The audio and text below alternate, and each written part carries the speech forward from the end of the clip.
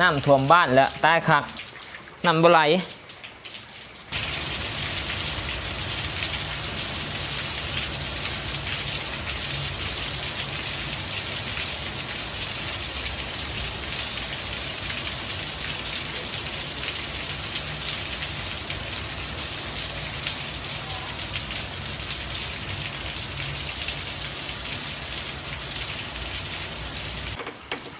โอ้ฝนตกสำเร็จก็ว่าท่วมเนาะน้ำท่วมบ้านแล้วตายคักอยู่ข้างเฮือนก็ไหลขึ้นถึงเฮือนเลยตายเป็นนั่นนี่บอกเลยว่าน้ำท่วมหูดังคักโอ้ฝนตกค่อยๆหนึ่งนะนี่เมื่อกี้นี่ล่างขึ้นมาทึ่งสิน้ำบ่ไหลตายเลยจังสิเห็นน้ำท่วมเลยคิดทอดหนาสร้างเลยเห็นจังได้ว่าให้กูวะโอ้เห็ดคลองหนาบ้านแล้วก็จบได้บ่โอ้โหหล่นเลยบอลนี่ได้บ่ส่งตูนไปซูนมาบ่ได้ไม่ก็สิเห็ดโอ้ก้มลงมีว่าลิ้นมันเดาให้รถว่าลิ้นอย่าไปไหมอย่ามองโอ้ตายครับทุกคนตอนนี้ก็เด็กเลยต้องได้ตื่นว่าจูบน้ำออกแม่ว่าลิ้น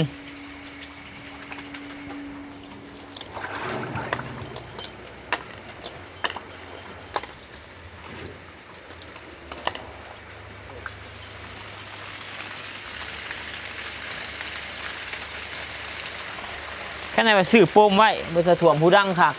อยู่ข้างในก็เข่าสตู้ฮะข้างเบื้องตัวจะออกไปฮะน้ำมันซึมเข่าโซฟาจนเบิดเลยโอ้ตายค่ะคุณเอ้ยถ่วมเบิดบ่แม่นถ่วมแต่เพื่อนคอยได้ถ่วมเบิดบ้านได้นี่ระบบเพื่อนน่ะก็ถ่วมเพื่อนน่ะก็ถ่วม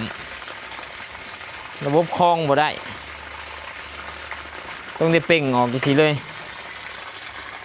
บ่ได้รับบ่ได้นอนฝนตกจังหามื้อนี่ มีแต่ว่าพายเรือเลยอยู่เฮือนข่อยอันนี้ขนาดตก5กระตกได้นี่ตกเมื่อกี้นี่เรือมันต่ำโอ้อุกเว้ยจักเสียจะได้เนาะอยู่ไปใส่เว้นใส่กรรมไปนี่แหละเขาบ่มีประสบการณ์การเฮ็ดเฮือนสร้างก็ว่าจบมาแต่ไทยคักๆว่าซั่นข่อยก็ไปอยู่นะตอนนั้นก็ไปทัวร์คอนเสิร์ตมาข่อยกับมาทำอิฐข่อยก็แปลกอยู่อ้าวสั่นคือจังสิเอ้ยได้มันโค้งหักศอกจังสิมันบ่ตันบ่สร้างมาสั่นเอ้ยบ่มีตันเฮ็ดท่อออกไปข้างเฮือนข่อยก็ว่าอยู่สมมุติว่าเฮือนทั้งข้างมาเฮ็ดมันบ่เป็นหยังบ่เอ้ยเสืออ้ายนี่เขามาเฮ็ดทั้งข้างเขาก็เฮ็ดต่อเจ้าบัดสุดท้ายเอาไปทั้งข้างเขาก็สูงกว่าเฮาติบัด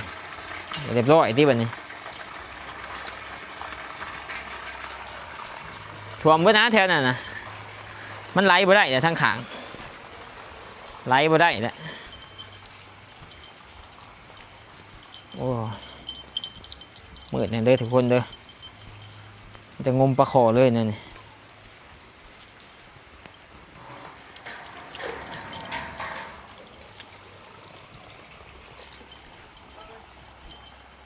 บ่ได้ทั้งขางมันบ่ไหลเลยมันเหรอมันเพียงกันเลยแหละเขาเห็ดโทตัวนี้ก็ยังอันนี้ฮะมันบ่ลงแล้วอันนี้มันเป็นบ่อนน่ะขางเฮือนเขาเดี๋ยวนี้โทขางเฮือนมันไหลออกขางเฮือนมากนี่มันตันแล้วมันลงไปได้เดี๋ยวนี้มันตรงไปแล้วมันกระอังจะสั่นแล้ว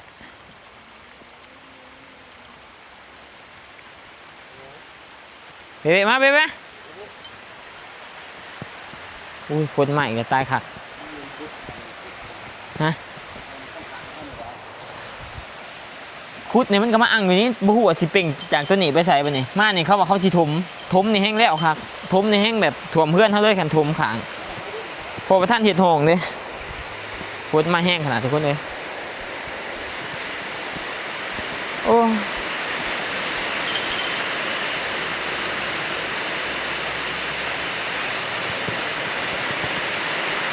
เป่งอีเสียวนี่แหละเป่งก็ว่าจะเถื่อนะต้องชุบไปเบิดขึ้นนั่นนี่เพราะฝนมันมาตลอดเอามาตัวได้เข่าไปได้ปะเนี่ย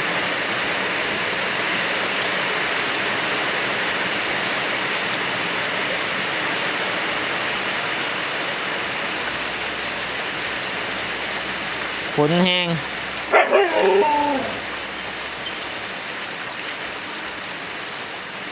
ต้องได้เป่งออกกันสิเบิดปกติคลองด้วยนะเห็ดฝากเพื่อนเบื้องนั่นแหละกันแล้วมันว่าไงเห็ดฝากนี่แล้วก็มาไล่อ้อมเพื่อนไล่พาเพื่อนไปก็บอกเข้าใจเลยสิเห็ดได้เห็ดคลองเบื้องนี้ยังจ้ะคือเห็ดคลองเบื้องนั้นเห็ดคลองเบื้องกำแพงเบื้องนั้นแล้วก็ไล่ออกขางเลยมิแต่เจาะขางออกขางเลยอันนี้เห็ดคลองเบื้องนี้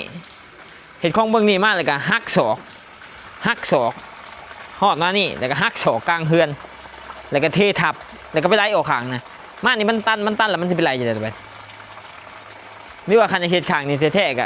เจาะหน้าบ้านออกแล้วก็เห็ดคลองทั้งหน้าไปเพราะแต่ไล่วิเทือนนะอันนี้มันไปไล่วิเทือนเลยนี่เพราะว่ามันยังไหลผ่านอยู่ในเฮือนเบิดคันเห็ดคลองขางนั่นคือเฮือนนะคันยังเห็ดคลองขางนั่นแล้วก็เจาะออกแล้วก็แล้วไปฝนตกอันนี้พอจะมาเห็ดคลองขางเบื้องนี้มันก็ท่วมอยู่เต้แบบนี้เอาอีกว่าสิเห็ดทั้งหนาแต่เพิ่นเห็ดจะเถื่อนทุกคนเนาะสิพากันเห็ดเองหาสร้างกันยากแท้ๆยากแท้เอาว่าแต่ระบบจูบเสียนี่แหละเบะมึงสินอนนอกวะอยู่ใช่ก็อยู่เบะก็ติดเช้าเลยถ่วมขึ้นมาหอดพี่ห้องน้ำคนนี้ก็สิเต็มเลยนะนี่จักมันเห็ดยังได้โทรเจออยู่กูคิดว่ารักสถานีโอ้ตายเลยบ่ได้ใครตู้ให้มาเขาไปนอนก่อนโอ้ยอุกตับอุกไตระบบเพื่อนหลายคนก็ฮะแหละกูเสื้อข่อยว่าซั่นมันตัวขางมันไหลมาไปใส่นะมันซึมเข่าได้ทั้งขางนะมันเพียงกันดิบอกประตูน่ะมันเพียงกันแล้วมันซึมเข้ามาหอดในห้องสตูพี่เนี่ยเมื่อไหร่ก็ถ่วงมันมาตั้งในหอดในเฮือนพี่บอกเข้าใจมันซึมเข้ามาหอดพี่ด้วยโอ้ซึมเข้ามาหอดพี่โอ้บนเรื่องเนาะครั้งนี้ก็ซึมเข้ามาสตูเนาะพากันนอนเบิ่งหนังอยู่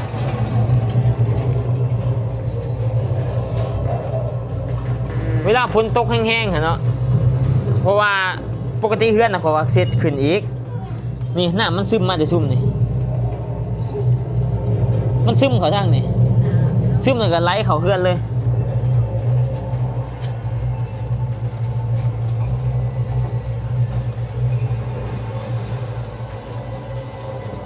แมนจักมันซึมเลยเขาไปในสตูแมนถ่วมไปนะ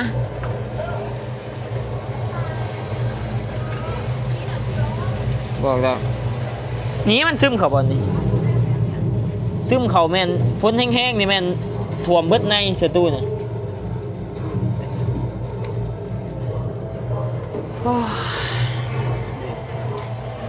บ้านที่ดีคือบ้านใหม่เอาเดี๋ยวเขาถือเลข6 โต๊ะเสร็จเทือนใหม่ให้มันขักๆชุ่งๆกว่านี้ด้วยบ๊ายบายทุกคน